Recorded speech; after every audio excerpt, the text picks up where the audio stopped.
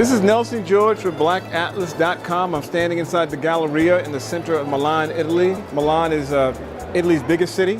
It is one of the world's centers of fashion and a fascinating place to visit. So for the next couple of minutes, you're going to be walking with me around Milan.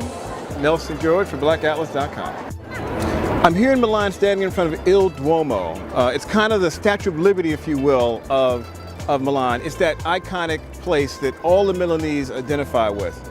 So even if you're not a religious person, I think it's worth a visit to Il Duomo.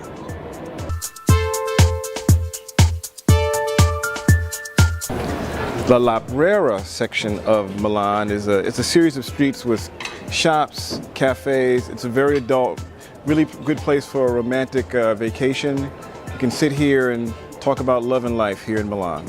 I'm here in Milan having a real summer favorite, gelato. You know, gelato is a very Italian version of ice cream. There's no eggs in it. The formula was developed back in the 1500s, and before then ice cream had only been something that royalty had eaten back in the day. But once they began mass producing it in Italy in the 1500s, it became something everyone dived into, like I'm about to right now. Viva Italia!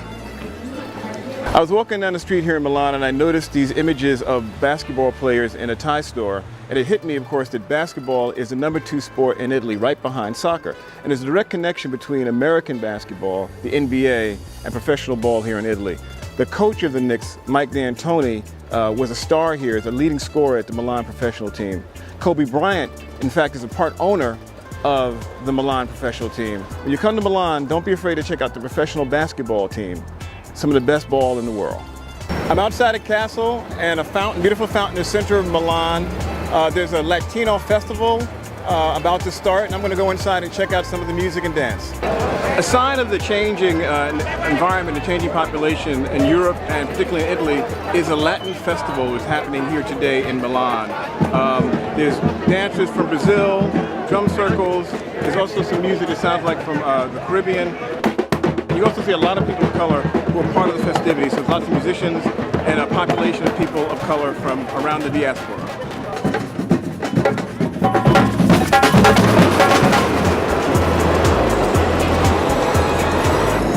This is Nelson George for BlackAtlas.com.